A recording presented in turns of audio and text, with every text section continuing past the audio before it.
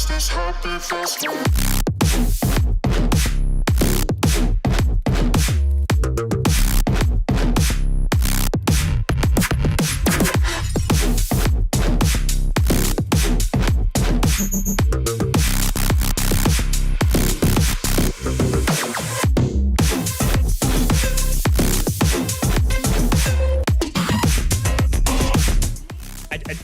I didn't even see him. What the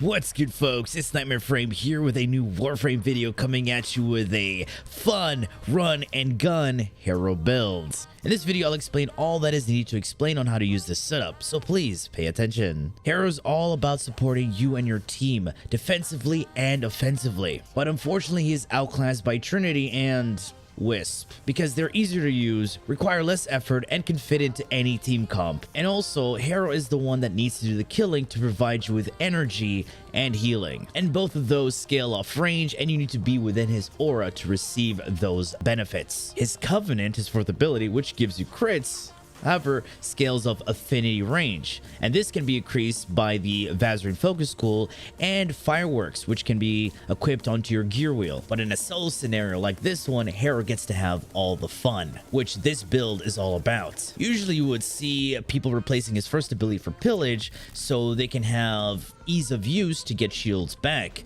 And of course, pillage is great because it helps you strip some armor and cleanse you of status effects. But the utility of condemn is just better because of its crowd control, which Hero needs, since he has a lot of downtime with his abilities, building up Thurible, building up his second ability, and Covenant. So Condemn is just better when he's surrounded by enemies or when he wants to lock down a priority target like an Acolyte. So I decided to replace his second ability instead for Eclipse, because this build is all about damage, and we don't have to worry about healing and fire rate because both of those can be substituted. Eclipse does not increase your ability damage, but rather multiply your weapon's damage. This multiplier is calculated after your weapon's total damage. The buff itself will not only be affected by power strength, but the environmental lighting intensity. So your graphical settings can also be a factor to your damage output. Subsuming Eclipse will have some of its damage diminished, and the damage reduction that you get while you're in shadows capped and reduced to 75%. The third ability is just there to give us energy back, hence why I run negative efficiency,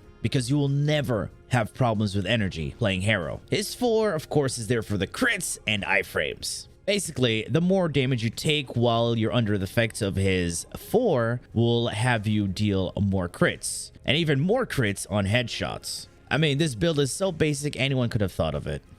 Let's go check it out. All right, here we are in the simulacrum. So let's demonstrate how this build works. Summon enemies and press 4. You can animation cancel your fourth ability by quickly going to the escape menu. Build up your crits, and there you go. There you go.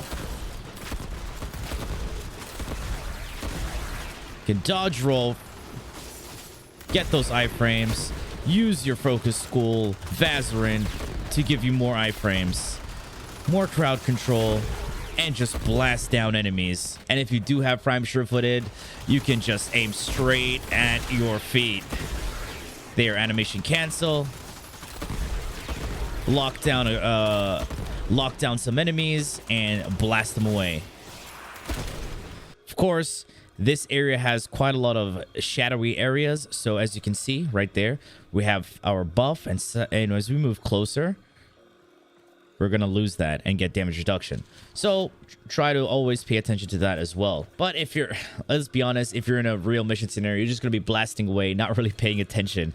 The only thing that you do need to pay attention to is your sound cues from your buffs. Anyway, we just need 700, trust me.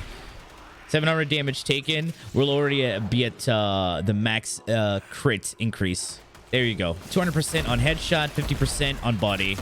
For even more crit consistency, I'll be using the Galvanized Headshot mod and Arcane Avenger. All right, let's have a look at the build. Enemy radar in the aura for the consistent enemy radar. This also helps with pathing and to know where your enemies are, because your sentinel or companion is never going to be alive in a high level mission. Prime sure-footed, spending less time on your butt, is a huge DPS increase. You can substitute this with handspring or pain threshold. Handspring is knockdown recovery, so get knocked down, quickly recover from that. Pain threshold is stagger recovery. We'll replace prime sure-footed with handspring, and let's see how that goes. That's faster knockdown recovery, but hey, it's something if you don't have prime sure-footed.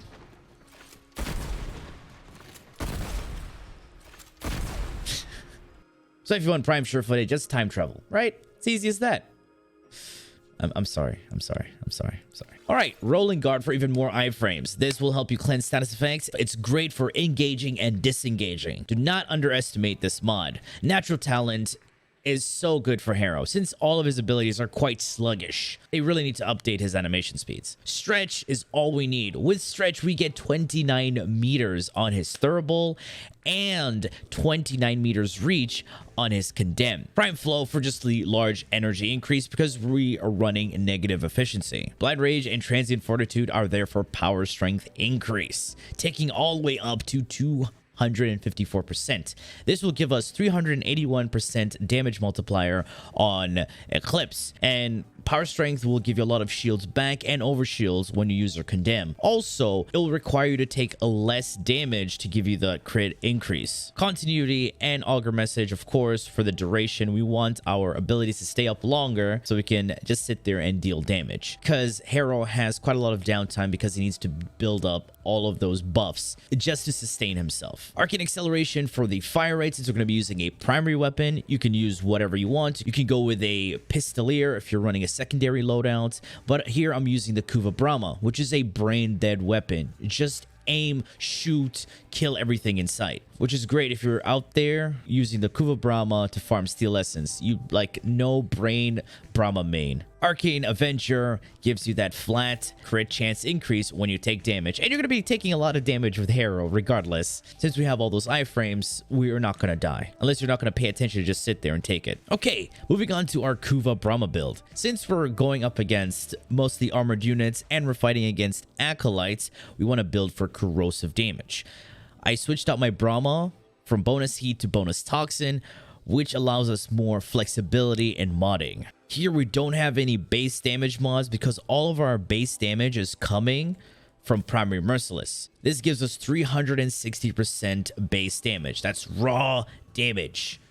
This is like basically combining serration and heavy caliber and then some. Also gives you ammo maximum. That's why you'll see me having 10 arrows on my Brahma, and bonus reload speed, which is a great utility. Prime Firestorm just increases your blast radius, which is insane. Galvanized Chamber gives us a lot of multi-shot, which stacks up to 5 times. Critical day for that crit chance increase, taking us over 100%. And if we need some fire rate, we're going to be running the acceleration, arcane, and we'll have more fire rate in here. Galvanized Scope, aim down sight, get crits on headshots. Here we have our elemental damage bonus, which combines with our base elements to make the corrosive damage. Vital Sense, which is our critical multiplier, multiplying all of the crits that we deal. Vigilante Supplies is great for ammo mutation and even more crits. The Bane mod here multiplies all of our damage with our initial hits and DOTs, but this is not a DOT build, so it's just multiplying our initial damage. If you're not going to be worrying about mobs and you're just focusing on Acolyte, you can always replace this for another elemental mod.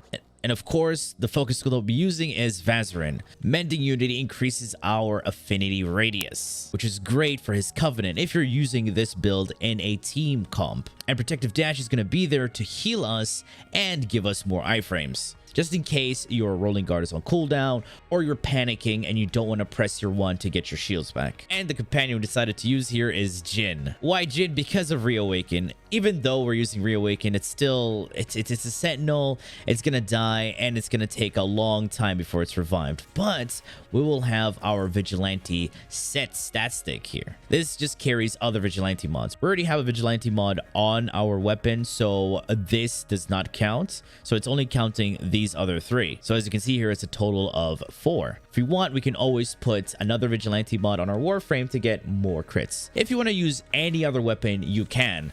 The Kuva Zar is another great tool for this. The Kuva Chakur, actually, yes, the Kuva Chakur is a great tool for this. I wonder how much damage you're going to be doing on this one.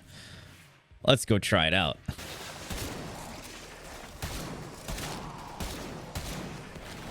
God damn. Oh my goodness. Oh my goodness.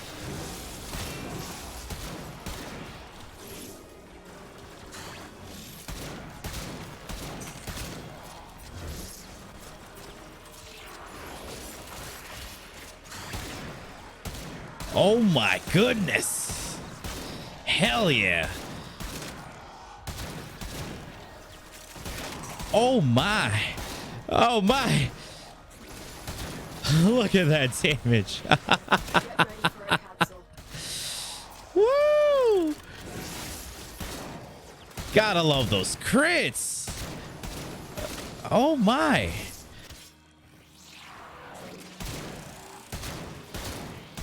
Oh, that is so attractive to look at. But the only downside with the Chakur is the reload speed.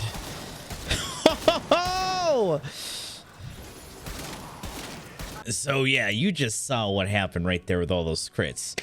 So if you want to do a lot of damage with Harrow and guns, this is where to go. I will prioritize AoE weapons a lot more because it will keep you on the move and not stuck on one spot and try to aim at a few enemies with a single target weapon. And that could actually get you killed because moving around is great survivability. Dodge rolling gives you a damage reduction, and since we're using rolling guard, we even get iframes. All right, folks, that has been it from me. I do hope you enjoyed and learned something from this video, and if you did, feel free to leave a like, share, and subscribe. For more Warframe content, streams, and so much more, do refer to the description. Thanks for watching, and as always, peace.